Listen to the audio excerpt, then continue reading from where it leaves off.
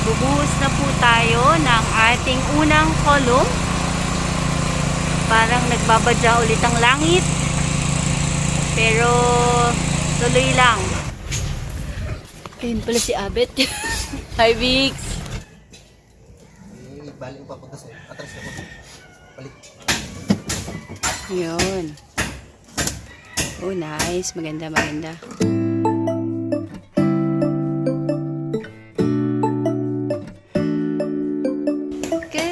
Good morning mga tanga. Welcome back to our channel. This is Boss Pray Simplify. Today is Tuesday, the beginning of week 6. We actually started work yesterday, but we had to stop work at lunchtime because it rained again. But welcome back to our apartment building vlog. So this is an apartment owned by one of our tangais who is they're actually a couple. They're based in Australia, and they also decided to invest in an apartment business so that they can have passive income in the future. To those who are asking, this is a 2-story, 6-door apartment unit here in Puerto Princesa, Palawan. We are currently installing the formworks for our columns. We are now working on our columns. We took our time in making sure that the foundation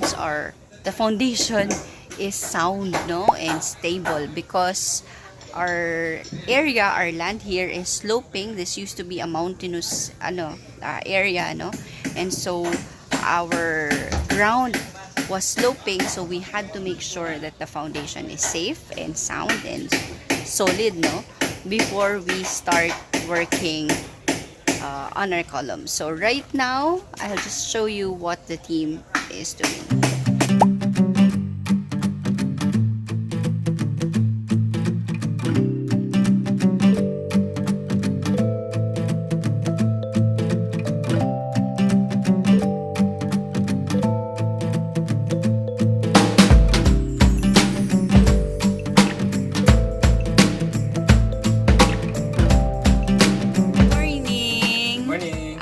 May tanong po tayo, no? Actually, ako yung may tanong eh. Ano po itong mga nakasabit-sabit na yan, no? Yung mga bote-bote na yan, nakasabit. Ano yan siya? Ayan, ano yan? Hulog. Hulog. Yung parang plum? Plum, yes. Okay. Ano natin yan, bago buhusan, kailangan chinecheck yung hulog niya. Saka lagyan ng i-fix yung mga bracing niya. Okay. Kasi pag hindi, wala sa hulog yung poste natin. Yun ang iniiwasan natin, yung mawala sa hulog. Ano ba ang ibig sabihin ng wala sa hulog? Wala sa hulog, pag nakalin siya. Nakalin sa left or right, ganyan, naka-forward or backward. So hindi dalawa, straight? Hindi straight. So dalawa yung hulog natin, dalawang side. Okay.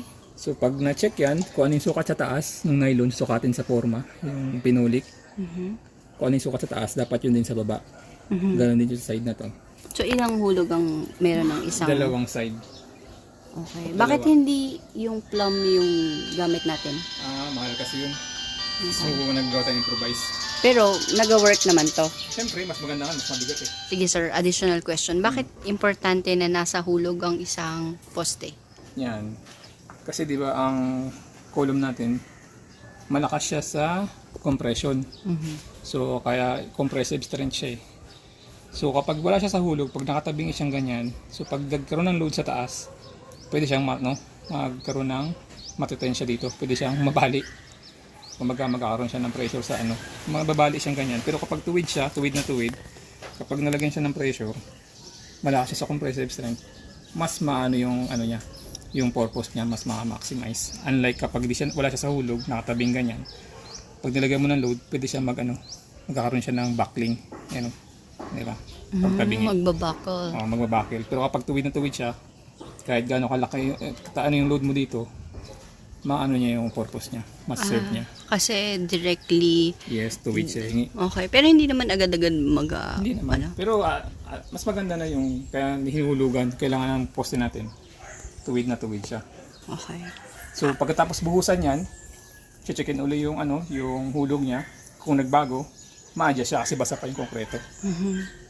Hindi pwedeng halimbawa binuhusan mo tapos kinabukasan ka nag-check, tabingi pala, hindi mo na ma-adjust kasi matigas na yung konkreto. Okay. So after ng buhos, chine-check siya para kung mayroong konting adjustment, ma-adjust pa siya. Ano ba yung mga senyales ng magandang column?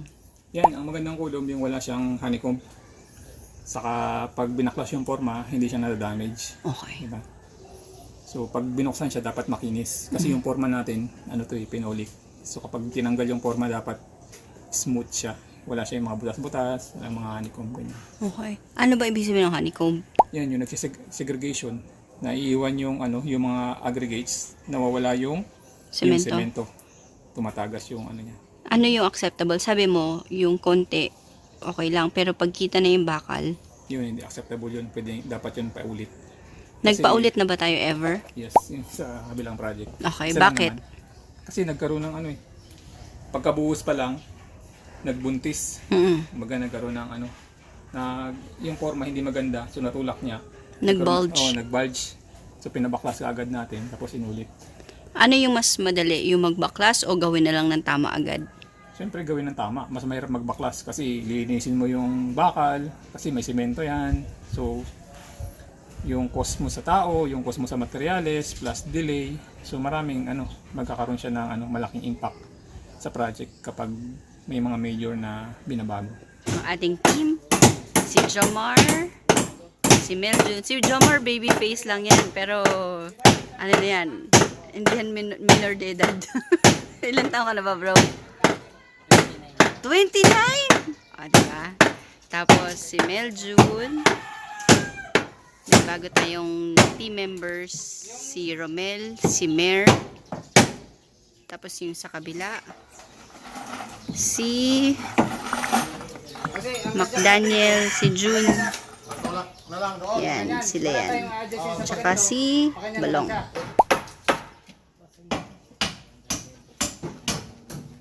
Dito ka magkarap. Dito sa may talisay. Konti lang. Tandaan lang, huwag yan lang. Tandaan lang. 10.3. 8.4. Okay, pako. Enough. Ayun pala si Abet. Hi, Vic. Psst. Okay. So, siya.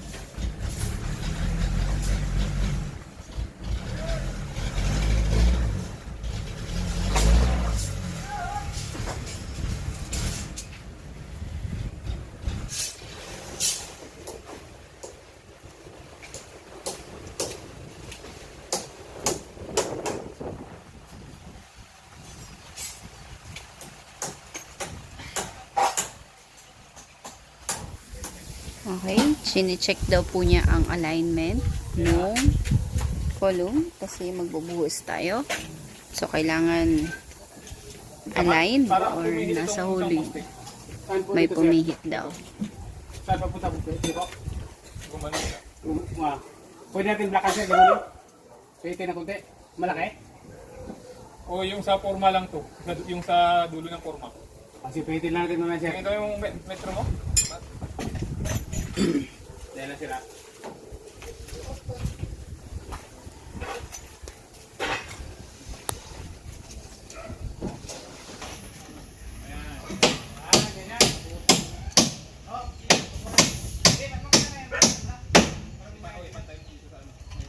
Ito na, nakaulog na yan. Okay.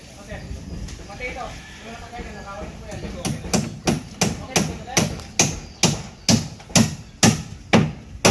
Yung gitna, okay na to? Okay na yan.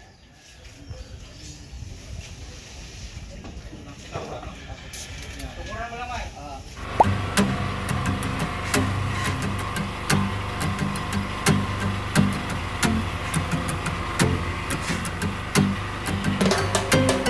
Magbubuhos na po tayo ng ating unang column. Parang nagbabadya ulit ang langit. Pero tuloy lang. Okay. Nakakit na rin yung vibrator. Si Kuya Mario, ang ating foreman, ang mag-head ng ating buhos.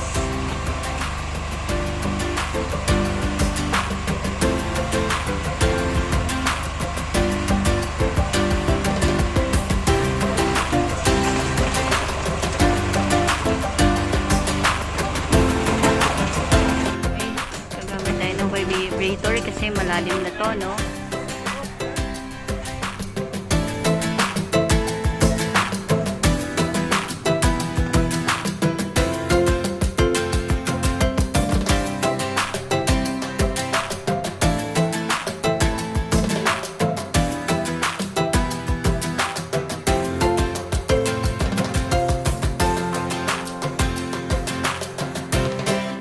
Okay po mga tangay, kami po ay kakatapos lang namin magbuhos nung column na yon. Ngunit, pumapatak na ang ulan. Tinakpan lang namin yung vibrator. Tabi muna kami. Umuulan na naman. Yan, tabi muna kami. Sayang naman ano. Sige po. Hello sir, good morning. Good morning. What are you doing? Ay, nisi ko yung sa ano, yung sa mga column ticket. Okay. Ibubuhusan natin to eh. Yung column kicker. Okay. Daming column ticket. May ini-explain ka sa akin yung splicing? Ano yung ibig sabihin ng splicing? Yung hindi ka pwede mag-splice ng 100% sa isang location. Dapat ano lang, 50%. Halimbawa, ito 8 piraso yung ano natin yung bakal. So yung apat na piraso, mag-splice ka doon. Then yung another na apat, sa ibang area naman siya. Ibig sabihin na splice yung pinagko-connect mo. Yung pinagkoconnect. Okay. So, apat ito. Kaya pansinin mo yung haba niya sa taas, magkakaiwa. Tawag dyan, staggered. Staggered. Para magkaroon ng lindol, Aha. hindi na siya mababali ng bigla. Saan yung ibang splice dito? Saan dyan? Ito yung una, yung apat, ito. Okay. Nasa baba, Sa nakabaon. baba, nakabaon. Tapos yung pangalawa dun sa may taas. Yung Ah. apat. Sa gitna naman yun. So alternate siya. Ito. So lahat ng gilid. Gilid. Dito Nakabaon. Nakabaon. Tapos yung apat na sa gitna. Yung apat sa taas. Ah. Para 50%. So, yung mga gilid, yung corners, yun yung nakabaon. Tas yung nasa mga gitna, yun yung nasa... May bandang ano taas. Okay. May sukat pa ba yun? Wala na. Ano naman sarap yun? Okay. So, depende sa design. Good morning mga tangay. It is Thursday. Magbubukas na po tayo ng ating mga poste. May natanggal na pala. Wait lang. Ayun pala, may natanggal na. Okay. So, may natanggal na po tayong isa. Yun ang kinalabasan. Yan ay na-damage ng forma. Pero ayos lang daw. Ayos lang naman. So, yan ang ating una. Hindi ko to gusto, pero ano yan? Pako nung forma. Okay. Yan. Tingnan natin yung isa pa. Yan. Tinatanggal po natin. Medyo nag-iingat tayo para walang mabinas. Okay. Medyo pahilan na paangat. Okay. Then,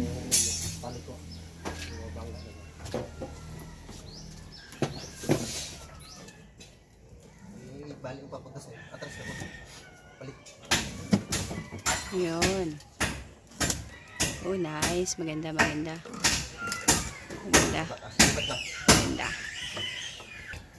Bigat yan. Maganda siya. Maganda.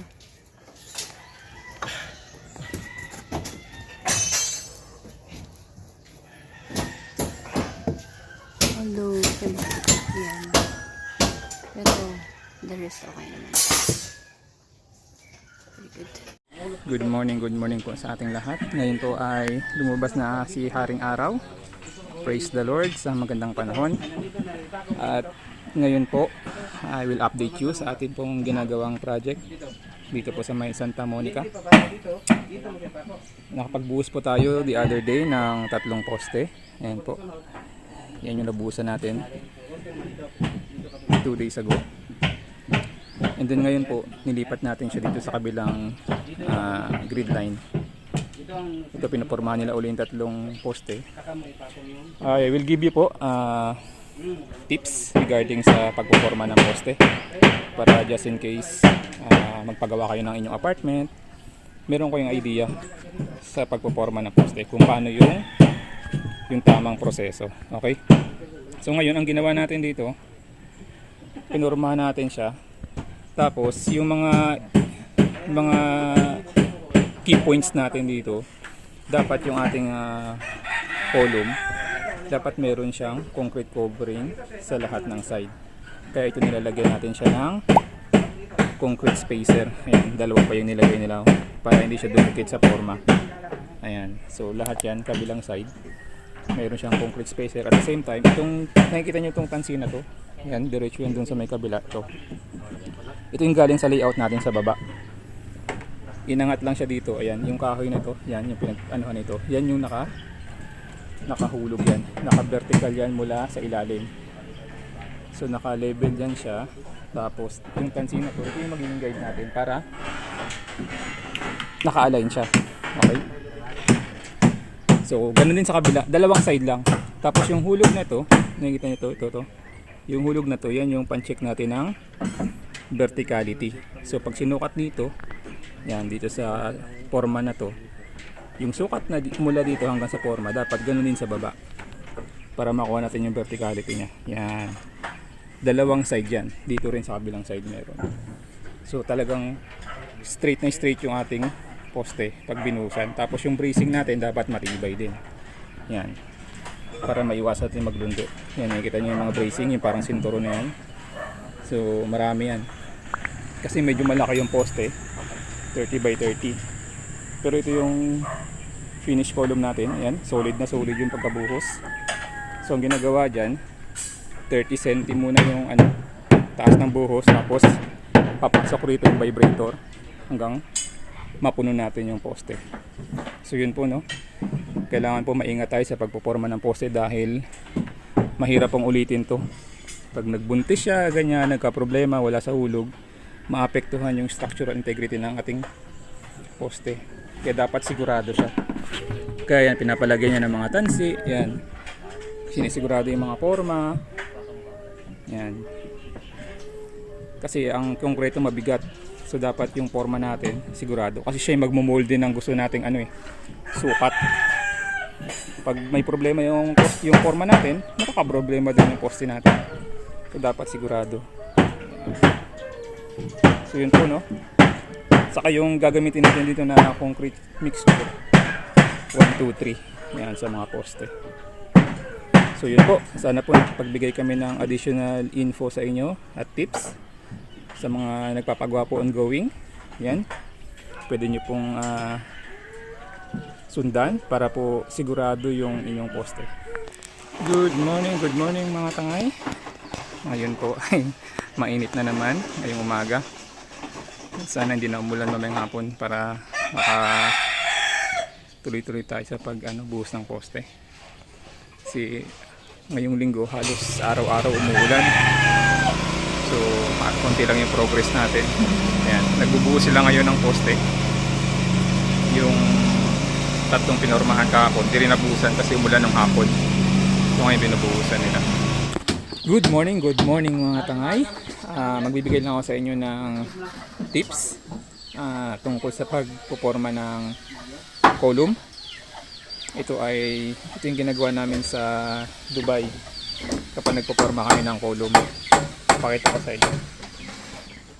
Ang tawag namin dito ay column kicker. Yan, kung nakikita niyo yan. May buhos yan na ito, around 4 cm. Yan. Yung halo nito medyo matapang. 1-1 siya. Mas matapang siya dito sa halo ng mga poste. So, ang purpose nito, kaya natin siya binubuhusan or kaya ito naglalagay ng column kicker. Para kapag nagporma tayo ng poste natin, lapat na dito yung yung forma. So mas madali siya, hindi siya yung mawawala sa linya, di ba? Kasi pag wala ito, mahirapan tayo mag-align ng mga poste natin. So lagyan natin siya ng column kicker, tapal-tapal na lang yung forma niyan, tapos lalagyan natin ng hulog, yung in-explain ko sa inyo last time. Mas madali, di ba? So lapat ng forma kasi ito naka-align na to bago to buhusan. Tinansihan na siya. Yan. May tansi siya. So mas maganda pag may column kicker. So ganyan yung ginagawa namin before sa Dubai para hindi kami mahirapan magporma. So yan siya. Formahan lang siya ng 4 inches, yan 3 to 4 inches. Tapos buhusan siya ng matapang. Yan. So nangyayari sa kanya ganito. Yan. Pag may kikik tayo, yung forma natin ipit na lang siya. Yan, nabuhusan natin. Bali, nabuhusan natin this week ay 6 na poste. Kasi masyadong maulan, siguro halos buong isang linggo maulan. So naapektuhan yung progress natin. Hindi sila makapagtrabaho. Supposedly dapat tapos na ito eh. Yan yung dosing poste natin. Pero dahil masama yung panahon, hindi nakapagbuhos.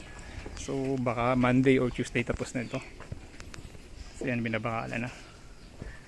So yun po, no. Sana nakapagbigay po kami ng additional tips sa inyo sa pagpapagawa ng inyong apartment or bahay. Ingat po tayong lahat and God bless po.